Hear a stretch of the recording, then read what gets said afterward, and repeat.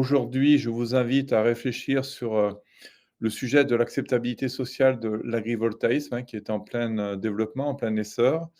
On va aborder ensemble donc quels sont les obstacles au développement de ces projets agrivoltaïques. Je vous ferai part de retours d'expérience positives, puisque notre métier, Société Accepta Venir, c'est d'accompagner le volet acceptabilité des projets de territoire, donc notamment des projets de développement d'unités d'énergie, de production d'énergie renouvelable. On verra ensemble comment mettre en place ce qu'on peut appeler une stratégie d'acceptabilité. Donc, avant de commencer, j'aurais besoin, pour que mes propos soient les plus adaptés possibles à l'audience, votre que vous me donniez des informations. Alors, pas forcément confidentiel, même surtout pas confidentiel. Donc de savoir quel est votre secteur d'activité, est-ce que vous êtes tous des gens de l'agrivoltaïsme ou de temps en temps, on a des personnes qui viennent d'autres énergies renouvelables ou qui ne sont pas forcément directement reliées? Quel est votre obstacle numéro un en matière de développement de projets? Si vous avez des projets en cours, si vous trouvez déjà, face à vous des problématiques, des obstacles et surtout, quelle est votre échéance? C'est-à-dire, est-ce que vous êtes, au tout début ou est-ce que vous êtes déjà bien avancé dans votre projet? Est-ce que voilà, si vous pouvez me donner ces informations avant qu'on démarre, c'est vraiment, très, très utile et une fois que j'aurai ces informations, je couperai la caméra et on partira, sur, les différents thèmes que je vous ai présentés, précédemment. Donc Audrey, en pleine reconversion professionnelle, davantage orientée vers l'éolien.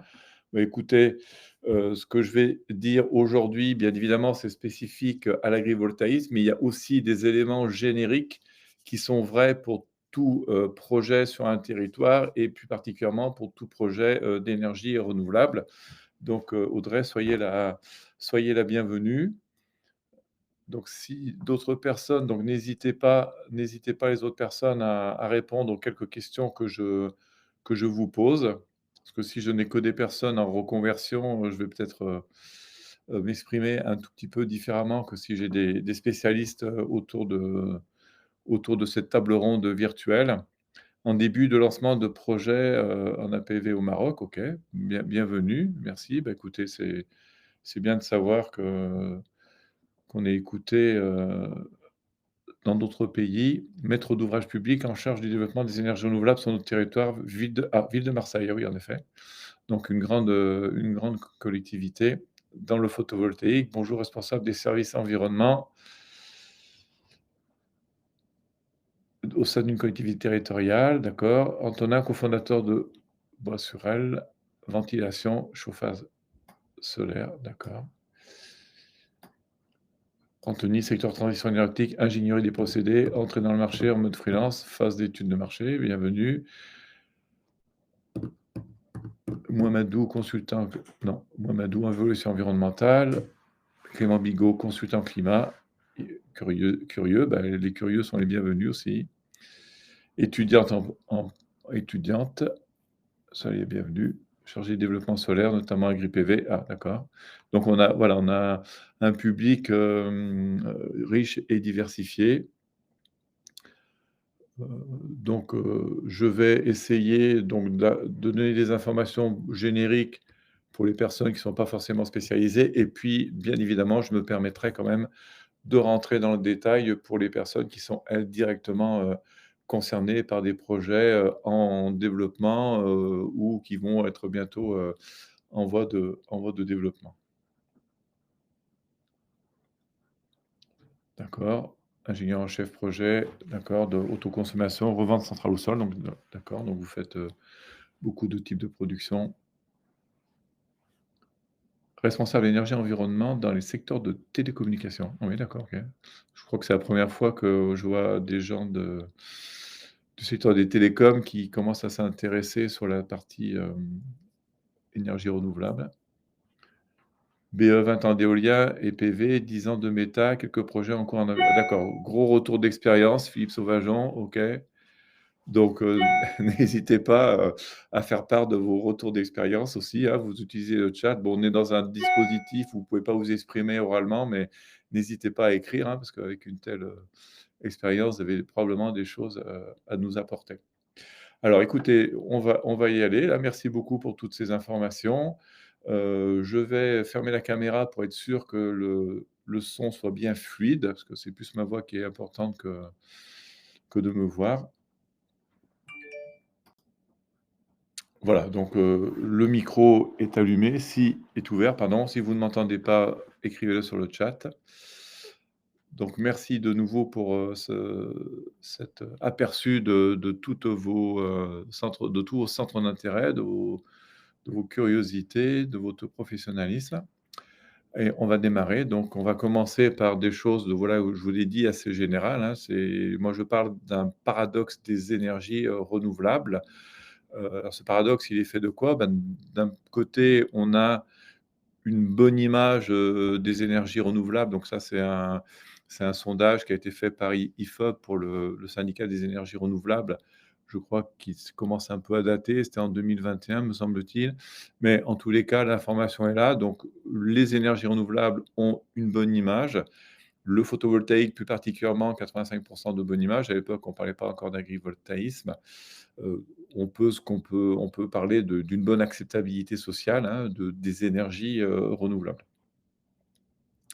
Le paradoxe, vient du fait que quand on descend à l'échelle d'un projet, quand on descend à l'échelle d'un territoire, on peut se retrouver, hem, j'ai envie de dire même, on se retrouve presque systématiquement maintenant, face à des questionnements au minimum et au maximum à des oppositions, structurées. Donc là, c'est un projet, agrivoltaïque, d'envergure qui a, provoqué la création d'une association, qui parlait donc de marée noire, sur le pays. Bon, je me suis permis d'anonymiser l'affiche, puisqu'il s'agit d'un de mes clients. Donc, on est dans ce paradoxe. D'un côté, on peut dire que les énergies renouvelables ont une bonne acceptabilité sociale, c'est-à-dire que la société française, n'est pas opposée aux énergies renouvelables dans sa majorité. En revanche, quand on descend à l'échelle d'un territoire, on se retrouve, je le dis, face à des problématiques, des sujets, des questionnements, des inquiétudes, des contestations, voire, des oppositions. Ce qui n'empêche pas qu'on a également, des problématiques de contestation, sur certaines filières, hein. Par exemple, on sait très bien que l'éolien, il y a une opposition qui n'est pas une opposition de nuisance territoriale, mais qui est une vraie opposition par rapport à la filière éolienne. On a la même chose sur la méthanisation depuis plus récemment. Depuis 4-5 ans, on a des opposants, à la filière méthanisation, en mettant en avant le fait que, on ne peut pas, selon eux, mettre en compétition l'utilisation du foncier agricole pour fabriquer de l'énergie et de le mettre en compétition pour nourrir la population. Ce qu'on commence à voir dans l'agrivoltaïsme également. Donc, on est sur des oppositions, qui sont soit, vraiment, dogmatiques par rapport à la filière elle-même. Donc là, pour le coup, il n'y a pas une bonne acceptabilité, mais c'est une acceptabilité qui n'est pas partagée par l'ensemble de la population. Mais quand on descend à l'échelle d'un territoire, vont se mélanger ces 2 conceptions, c'est-à-dire des risques de perturbation du cadre de vie, de l'environnement. Donc là, c'est plus de la peur de la nuisance, de voisinage, hein, le fameux NIMBY, Not in my backyard. Mais on a aussi, les, heu, organisations qui le sont de plus en plus organisées, qui vont venir se mélanger avec, ces inquiétudes locales. Voilà, ce qui fait qu'on a sur les projets, facilement maintenant des oppositions à la fois de voisinage et des oppositions, structurées.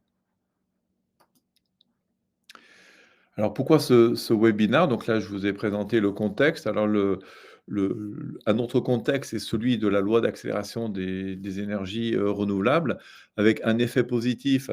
C'est en ce qui concerne l'agrivoltaïsme, c'est que ça pose juridiquement la définition de ce qu'est l'agrivoltaïsme. Alors bien évidemment, il y a encore des sujets de discussion autour, mais enfin, en tous les cas, dans cette loi, il y a des définitions qui sont données, qui vont poser, le principe de ce qu'est l'agrivoltaïsme.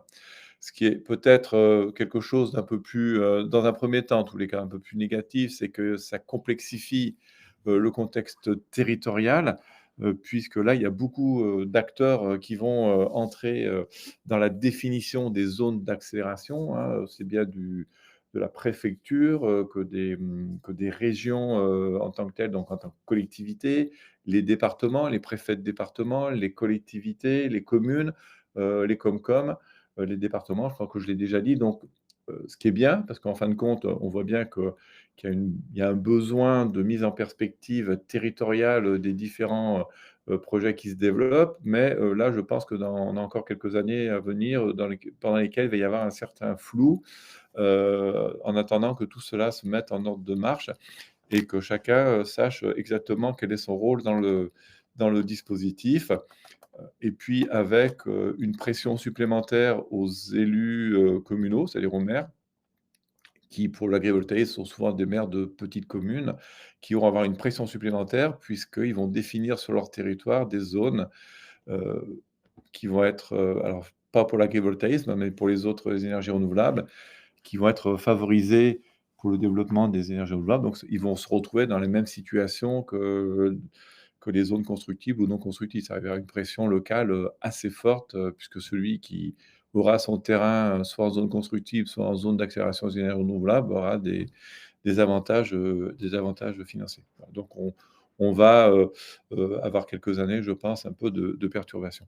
Mais on va voir plus tard comment on fait pour anticiper, et pour faire en sorte de ne pas, être bloqué par cette situation, mais bien de continuer à avancer puisqu'il y a un vrai enjeu de développement des énergies, renouvelables. On le sait tous, hein, pour atteindre la neutralité, carbone le plus rapidement que possible.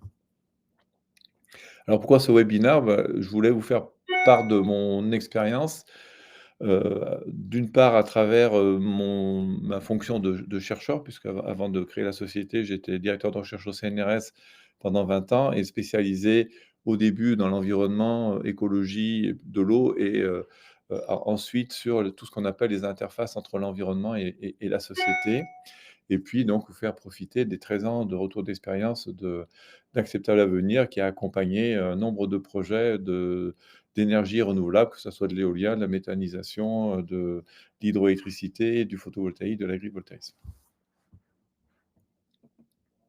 Alors, le dernier point, d'organisation, donc je vais vous faire la présentation, on va échanger, mais je vais rester quand même sur des éléments, heu, peut-être en détail, mais on ne va pas rentrer sur le détail des projets pour lesquels, certains d'entre vous, sont là.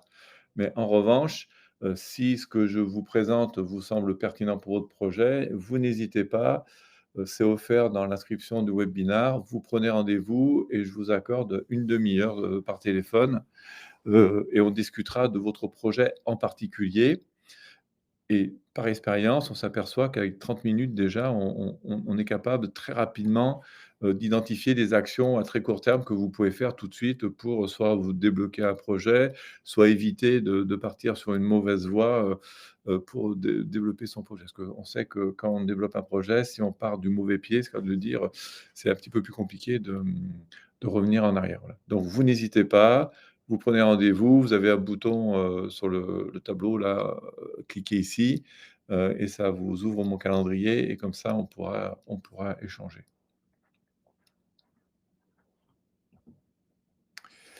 Alors ce qui est aussi, un message fort que je voulais, donner, c'est que, on est dans une dynamique où, tout le monde a pris conscience du fait qu'il fallait, pour un projet qui soit accepté par le territoire, mais on confond souvent et de plus en plus la notion d'acceptabilité ou d'acceptation locale et de concertation.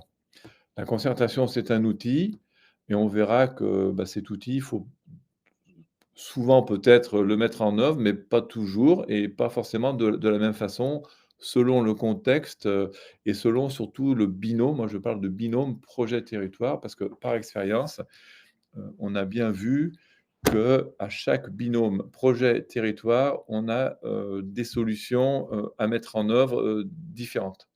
Parce que le contexte n'est pas le même, parce que le projet n'est pas tout à fait le même. La rencontre projet-territoire n'est pas la même et on peut donc se trouver dans des situations, où si on essaye de faire du copier-coller, de quelque chose qui a marché à un endroit, de le recopier, ben, on s'aperçoit que ça fonctionne pas.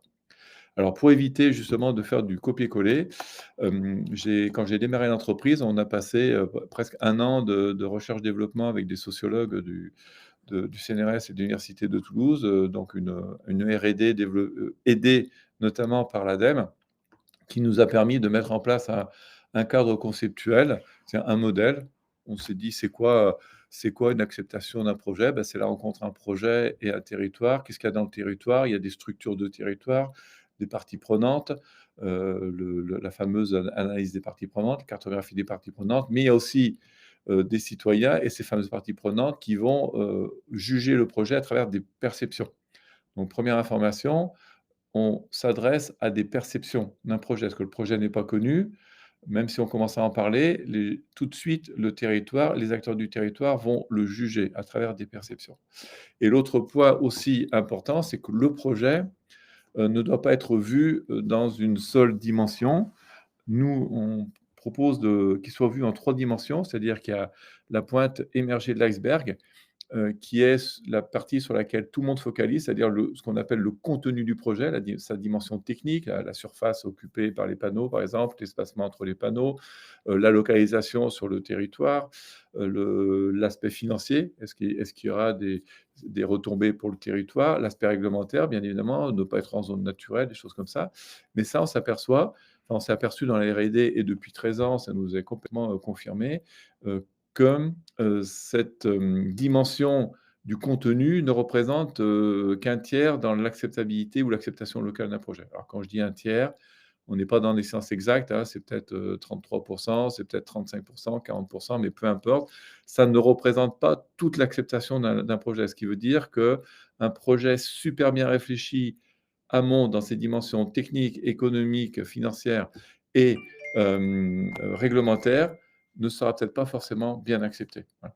Donc ça, il faut vraiment en avoir conscience, et il faut tout de suite réfléchir son projet en 3 dimensions. Alors les 2 autres dimensions que je n'ai pas évoquées, qui sont dans la partie immergée de l'iceberg, c'est tout le relationnel entre le projet, le porteur de projet et le territoire et tout ce que l'on peut appeler le portage du projet. Alors c'est quoi le portage du projet? Je ne parle pas du portage juridique, quelle est la société qui va porter le projet, mais enfin ça en fait partie bien évidemment, mais de savoir comment, des acteurs locaux vont pouvoir s'approprier ce projet, comment ils vont être acceptés, eux, d'être, partie prenante, mais partie prenante au portage du projet. Voilà, donc là, on a des ingrédients, à proposer et lesquels ingrédients sont bien évidemment à activer en fonction du binôme, projet-territoire. Donc ce qu'on a fait, c'est qu'on a fait une approche générique où on est capable d'analyser le territoire, on est capable d'analyser le projet, de voir les points forts et les points faibles des 2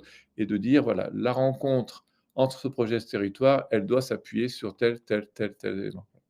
Le potentiel d'évolution à l'échelle d'un projet, puisqu'en fin de compte, un projet quand il arrive sur un territoire, il va falloir probablement qu'il se mette en adéquation avec le territoire, sauf, heu, heureux hasard, hein, qu'on rencontre très, très rarement, où il est parfait, il arrive, parfaitement au territoire, aussi bien dans sa dimension contenu technico-économique que dans ses relations avec le territoire, que dans son portage.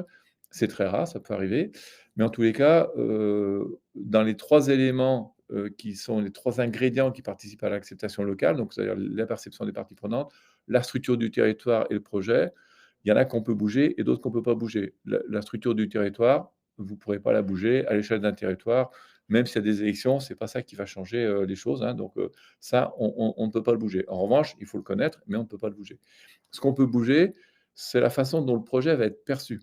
Mais pour que le projet, soit perçu différemment, il faut que le projet soit en capacité d'évoluer entre le moment où il a été présenté et le moment final où on va dire: «Voilà, c'est ce projet qu'on va vraiment poser sur le territoire, apporter au territoire». Voilà.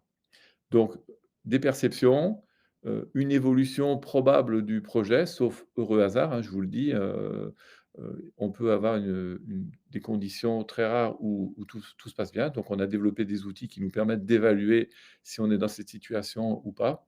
Mais en tous les cas, on est bien sur, quelque chose qui nous permet de dire très rapidement: «Voilà sur quoi il faut bouger», parce qu'on est dans ce contexte et d'apporter des ingrédients qui vont être vraiment adaptés à la fois au territoire et au projet. Alors, ce que vous connaissez, donc en termes de contraintes de l'agrivoltaïsme, alors je pense que vous connaissez beaucoup d'autres choses bien évidemment, mais ce que j'entends, régulièrement, qui revient, quand je fais des formations auprès des développeurs de projets agrivoltaïques ou quand je les accompagne sur le terrain, c'est que, déjà vous savez que le projet maintenant, ça s'est inscrit dans la loi, il faut qu'il puisse contribuer durablement à l'installation, au maintien ou au développement d'une production agricole. Ça, c'est le rôle d'accélération. Donc ça, c'est très, très, très important. Bien évidemment, tous les développeurs en agrivoltaïsme ont ça présent à l'esprit, mais il faut plus que l'avoir présent à l'esprit, hein. C'est-à-dire que c'est vraiment, quelque chose qui fait, qu'on n'est plus dans un projet, simplement photovoltaïque. On est sur un projet, c'est un peu comme de la méthanisation. On est dans un projet où la partie agricole va jouer un rôle considérable et ça, j'insiste beaucoup là-dessus. Parce que c'est plus que d'avoir l'accord, d'un exploitant, sur une promesse de bail ou une promesse de contrat. C'est plus que ça, c'est-à-dire il faut rentrer dans la logique agricole locale. Le fait que vous avez des technologies qui sont récentes et diversifiées, donc il y a beaucoup de solutions technologiques qui arrivent maintenant avec l'agrivoltaïsme. Donc il faut savoir que, bah, toutes ces solutions vont créer un peu de perturbation dans les perceptions parce que les gens vont entendre parler d'agrivoltaïsme, donc certains vont penser que c'est des panneaux au sol, comme les parcs photovoltaïques classiques. D'autres vont voir des serres, d'autres vont voir des ombrières, enfin voilà. Donc il faut aussi avoir conscience du fait que toutes ces technologies qui se développent en plus à vitesse grand V, qui se diversifient fortement, vont créer un peu de perturbation dans la façon dont le projet va être reçu, va être perçu. L'instruction du dossier, ça vous savez tous que c'est le point névralgique, hein, que la CDPENAF, Commission départementale de préservation des espaces naturels, agricoles et forestiers, maintenant va avoir un avis conforme. Donc ça veut dire que, là, il faut aussi réfléchir sur, la mise en adéquation, c'est le cas de le dire, du projet avec le territoire dans toutes ses dimensions, hein, pas uniquement les citoyens, mais aussi, tous les acteurs, qui sont présents dans la CDPENAF. Les élus vont avoir de nouvelles responsabilités, j'en ai parlé tout à l'heure, ça, ils vont avoir de nouvelles pressions pour définir les zones d'accélération. Donc ils vont être peut-être de moins en moins enclins à venir, soutenir un projet, le porter, on parlait du portage tout à l'heure. Ils vont être de plus en plus sur la réserve, donc il faut avoir conscience de ça et je me dis qu'en fin de compte, c'est peut-être, un mal pour un bien parce que, il y a beaucoup de projets, que j'ai vus, où un maire venait soutenir un projet et puis qu'en fin de compte, quelques mois après, il ne le soutenait plus, voire il était contre, hein. Donc en fin de compte, se dire que les élus, bah, il faut peut-être les prendre comme des autres parties prenantes, bon, un peu différentes quand même, mais et ne pas forcément s'appuyer dessus à tout prix, c'est peut-être, un bon signal. Donc plus de pression des citoyens. Le monde agricole, donc vous savez comme moi, en tous les cas pour les professionnels, que c'est une diversité qui va être, des organisations qui va être fortement liée au territoire. Dans certains départements, les chambres, sont plus actives, que, les coopératives. Dans d'autres départements, c'est l'inverse. On a les ASA, on a des syndicats. En fin de compte, des agriculteurs, il y en a de moins en moins sur les territoires, donc on est sur un petit monde, tout le monde se connaît avec certains qui parfois se détestent cordialement. Donc là, on a une diversité, des organisations, qu'on ne peut pas, occulter puisqu'on l'a dit au début, on est dans un projet agrivoltaïque, mais c'est-à-dire que 50 du projet, c'est lié à l'agriculture, donc il faut s'inscrire dans le territoire. Les citoyens, bien évidemment. Alors quand on parle d'acceptabilité, la plupart du temps, les personnes, pensent uniquement aux citoyens qui sont pas contents. Pour nous, le terme acceptabilité, ou acceptation locale prend en compte toutes les parties prenantes, puisqu'on s'aperçoit, par expérience et puis en travaillant avec les sociologues, que les acteurs d'un territoire, même s'ils ont une position officielle, qu'ils soient élus ou services instructeurs, sont aussi des gens qui vivent sur le territoire. Donc ils ont leur double perception, leur perception en tant qu'élus ou leur analyse en tant qu'élus ou analyse un service instructeur, mais en même temps, ils ont leur perception en tant que citoyens. Donc ça veut dire qu'il faut qu'on s'adresse à tout le monde quand on réfléchit acceptabilité, acceptation locale d'un projet. Et même si les citoyens peuvent jouer, des rôles importants, ce ne sont pas les seuls à être impliqués dans cette dynamique. Donc les citoyens, on a à la fois, la problématique NIMBY, hein, NIMBY, not in a backyard, donc c'est-à-dire notamment le paysage pour l'agrivoltaïsme, mais pas que. Et on a aussi la position plus, anti-filière, dogmatique, qui est le modèle agricole. Pas question d'utiliser les terres agricoles pour autre chose que de la production de, matières pour nourrir la population, voire la population mondiale européenne, voilà.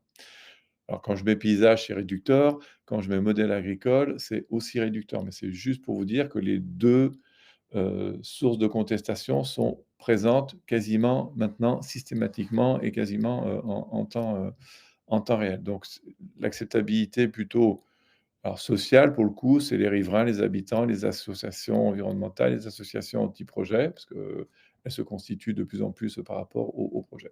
Mais en revanche, quand on réfléchit acceptabilité, acceptation locale, il faut prendre en compte toutes ces dimensions du projet et tous les acteurs, même si à l'intérieur, on a vrai des décisionnaires. Alors les leviers de l'acceptation locale, en fin de compte, nous, ce qu'on propose, parce que, bah, ça marche, donc on ne va pas s'arrêter de le proposer, ce sont, 3 étapes qui vont permettre d'obtenir les autorisations souhaitées et ce, le plus rapidement que possible. Parce que l'idée, c'est quand même de faire en sorte de ne pas emmener, le porteur de projet dans des processus, de concertation, par exemple, qui n'en finissent pas, sous prétexte qu'il faut faire de la concertation. Probablement qu'il se peut que votre projet, on passe par une phase concertation, mais il faut absolument, avant, bien cadrer à quoi va servir cette concertation, quel est son objectif. Et l'objectif d'une concertation, c'est de vérifier qu'il y a un consensus local et moyennant le fait que le projet, évolue et que les perceptions peuvent évoluer, il peut y avoir construction d'un consensus. Voilà. Mais ne pas partir bille en tête sur: «On va faire de la concertation» sans savoir le pourquoi, le comment, avec qui, hein. Ça, c'est vraiment fondamental. Donc pour cela, 3 étapes. La première, c'est anticiper dès la phase de prospection, donc faire une évaluation du risque de contestation et à partir de là, on obtient tout de suite les leviers, de l'acceptation. Je vais vous montrer des exemples après. Activer ces leviers d'acceptation en interne. Donc ça, c'est très, très, très important, surtout pour les sociétés qui sont bien structurées, dans lesquelles qui sont et d'ailleurs les sociétés de développement d'énergie renouvelable sont de plus en plus structurées, de plus en plus grosses, hein. Il y a de plus en plus des sociétés de 100, 200, 300, 400 personnes. Donc ça veut dire qu'il y a des responsables, enfin il y a des niveaux hiérarchiques, et quand on parle d'acceptation locale, d'acceptabilité, rappelons-nous qu'un projet, probablement, il doit falloir qu'il évolue et ajuster un projet, le faire évoluer, eh ben, on vient alors sauf si vraiment c'est à la marge, mais on peut aussi avoir besoin de faire évoluer un projet sur des dimensions fortes et je le répète, c'est pas uniquement sur le contenu technico-économique, ça peut être sur le relationnel au projet, au territoire, le portage. Ça vient parler de la stratégie, de l'entreprise et des projets. Donc nous, on parle de stratégie d'acceptabilité. Cette deuxième phase, elle est fondamentale. Elle ne dure pas forcément longtemps, mais il ne faut pas l'occulter. Il faut vraiment la prendre en compte parce qu'elle va conditionner la réussite de votre projet et une fois qu'on a fait ces 2 étapes, on peut mettre en place une feuille de route, qui va vous permettre d'avancer, sur le territoire en tenant compte donc de, bah, toutes ces parties prenantes. Donc c'est pour ça que j'ai mis à gauche le labyrinthe, hein, donc tous ces acteurs avec lesquels vous devez interagir et avoir un chemin qui va permettre de sortir d'une approche labyrinthe et d'aller vers une approche plutôt de créer une convergence de tous ces acteurs, de ces parties prenantes vers le projet. C'est-à-dire démontrer quand c'est un projet qui a une vraie volonté de se mettre en adéquation avec le territoire et vous serez vu différemment et vous serez plus dans un labyrinthe où il va falloir, aller voir les uns après les autres, tout le monde va se parler, vous aurez dit ça à un tel, un autre vous aurait dit autre chose, donc vous n'allez pas vous en sortir. Plutôt de créer un point de convergence, de toutes les parties prenantes vers votre projet, et quand je dis toutes les parties prenantes, c'est toutes les parties prenantes, y compris les services, instructeurs. Alors bon, là, je vous montre un exemple. Donc la première phase, c'est l'anticipation. Donc je vous ai dit tout à l'heure qu'on utilisait des outils pour savoir si par le plus grand des hasards, on était dans une zone verte. C'est très rare, hein, je crois que ça m'est encore jamais arrivé. Donc on fait une analyse du projet. Avec les sociologues, on a développé un algorithme qui évalue les perceptions, probables du projet. On fait une analyse du territoire avec des indicateurs spécifiques qu'on a, développés. Et on fait un calcul de risque. Donc on objective, hein, on quantifie quelque chose qui est quand même, de l'ordre de la relation humaine, du subjectif, certains disent de l'irrationnel, mais bon, notre objectif à nous, c'est on parle à des développeurs de projets, ils ont une formation d'ingénieur, on leur amène des choses semi-quantitatives, pour objectiver l'approche et qu'ils puissent intégrer ça dans leur démarche projet. Donc une analyse de risque. Donc le projet que je vous ai présenté, bah, vous voyez, que le risque de contestation, était relativement fort. Mais une fois qu'on s'est dit ça, bon, bah, c'est une alerte, mais surtout, on analyse les résultats qui nous ont permis d'obtenir ce risque et ça nous permet d'identifier, des leviers. Puisqu'on est capable de regarder la sensibilité du territoire, la capacité de mobilisation, on regarde la pertinence, l'équité, l'ouverture, responsabilité, crédibilité, ancrage du projet. Ça, c'est les composantes de l'acceptabilité qui sont dans l'algorithme. Et avec tous ces éléments, on est en capacité de dire, bah, on est plutôt les points forts du projet, c'est ça, mais les points faibles, qui sont en fin de compte, qui sont des leviers, voilà les leviers.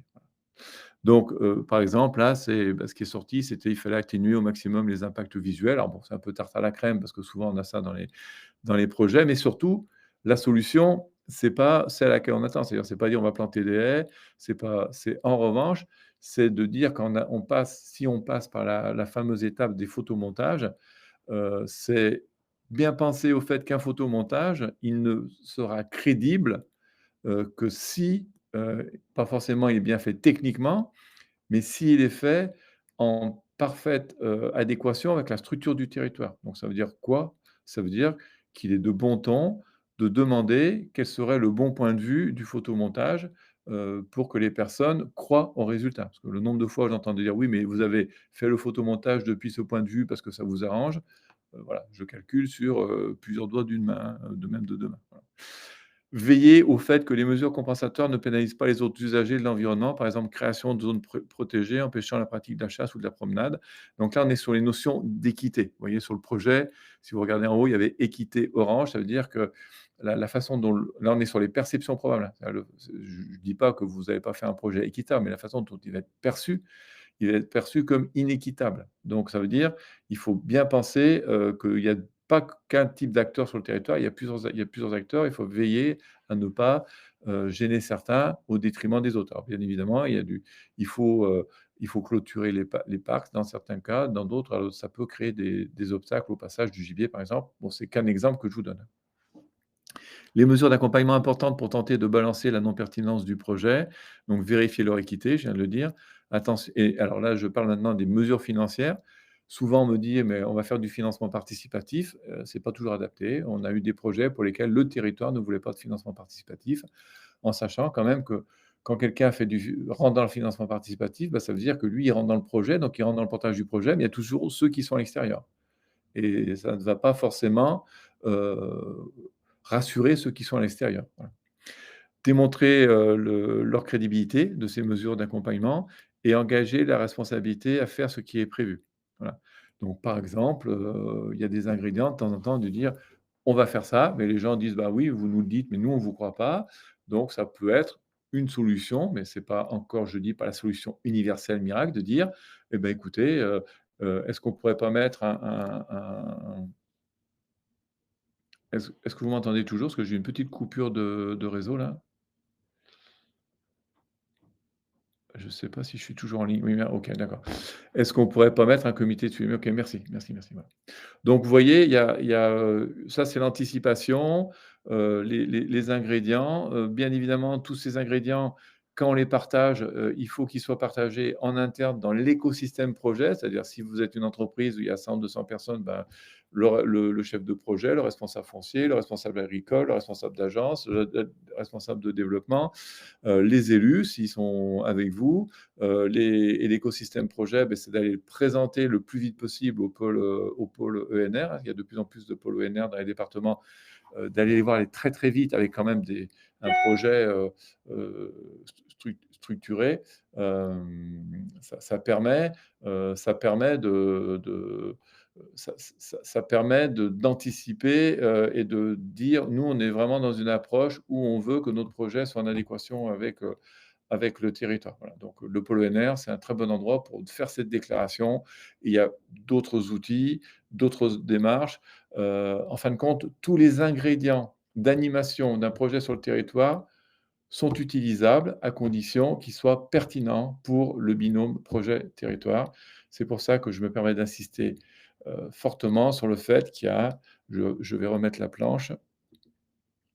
Il y a 3 étapes: anticiper, faire une évaluation du risque, identifier la stratégie d'acceptabilité, de quoi on va débattre, qu'est-ce qui peut bouger dans notre projet, qu'est-ce qui peut pas bouger, ce sur quoi on est prêt à évoluer, ce sur quoi on n'est pas prêt à évoluer, hein. Quand je dis ce qui peut, il n'y a pas que le côté technique, il y a le fait la volonté, et avoir une feuille de route, un plan d'action d'acceptabilité, j'appelle ça comme ça moi, qui permet de dire: «Voilà, dans ma conduite de projet, avec tous mes ingrédients et ben, j'y rentre ces ingrédients, complémentaires et je peux tracer ma route si je peux m'exprimer ainsi». Bon voilà, j'ai balayé très, très rapidement, ce que je voulais vous dire. Donc pour ceux qui cherchent de l'information, j'ai vu qu'il y avait des étudiants, bah, écoutez, n'hésitez pas. Vous pouvez me poser des questions par email. Je vais vous remettre mon email parce que là, il n'est pas sur cette page. Pour ceux qui ont des questions, spécifiques pour un projet donné, bah, pareil, vous n'hésitez pas.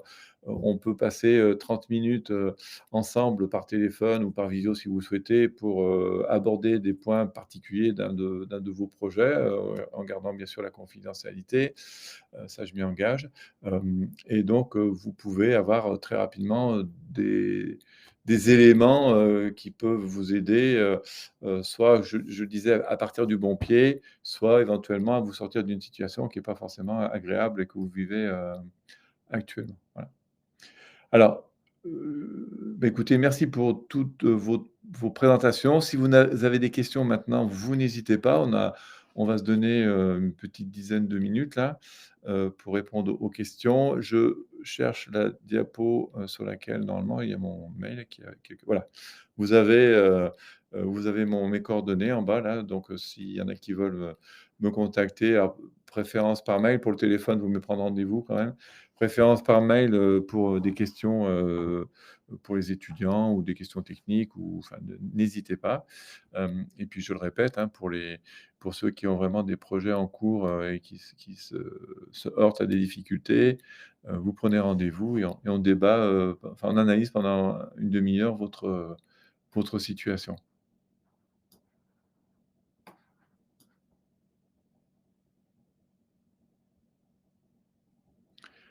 Alors si vous avez des questions, vous n'hésitez pas.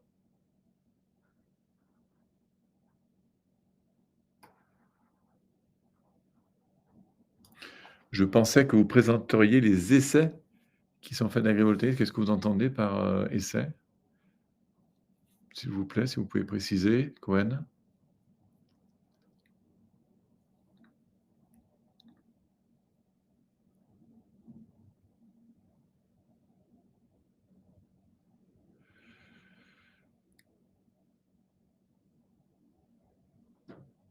Ah oui, les solutions qui apportent un plus aux cultures et aux vignes.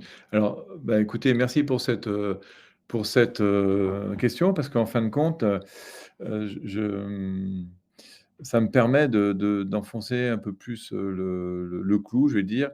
C'est que rappelons-nous, hein, je vous l'ai dit, je vous le redis, moi je parle de l'acceptabilité d'un projet, c'est-à-dire le fait que le projet va se développer, va arriver au bout, vous aurez les autorisations, et qu'il y aura le moins de contestations, que possible, et que la technologie, la technique ne représente que 33 30 40 comme vous voulez, de l'acceptabilité. Bon déjà moi je suis pas spécialiste, hein, je ne vois pas pourquoi j'aurais présenté certaines technologies parce que je n'y connais rien. En revanche, ce que je vois dans les projets que j'accompagne, c'est pas forcément la technologie, qui va être importante, c'est plutôt de dire à quelles, questions agricoles, je réponds. Quand on dit questions agricoles, c'est bien sûr, il y a de la technique, hein, agronomie, quelque chose comme ça, mais qu'est-ce que le territoire veut comme agriculture? Voilà. Donc heu venir avec des solutions, technologiques, heu, avant toute chose et puis dire, «Je vous apporte ça et je vais vous démontrer que c'est bien pour vous», ben, c'est partir sur une approche plutôt classique d'un projet. C'est-à-dire qu'on veut être force de conviction et que ça fonctionne de moins en moins bien. Même si, bien évidemment, il faut venir à des technologies, qui sont éprouvées, quoi. Voilà. Donc je ne peux pas répondre à vos questions, techniques. En revanche, si vous allez sur internet, tous les développeurs ont des solutions, et de plus en plus diversifiées, qui s'adaptent aux situations. Mais voilà, après mon retour d'expérience, c'est que la plupart du temps, c'est pas la solution technique qui bloque, hein. Même s'il faut y faire très attention, parce que c'est mais il faut y faire attention avec les agriculteurs, ça c'est sûr. Mais c'est pas la solution technique qui bloque, hein, ça j'en suis, quasiment, c'est pas que j'en suis convaincu, c'est que je le vois sur le terrain.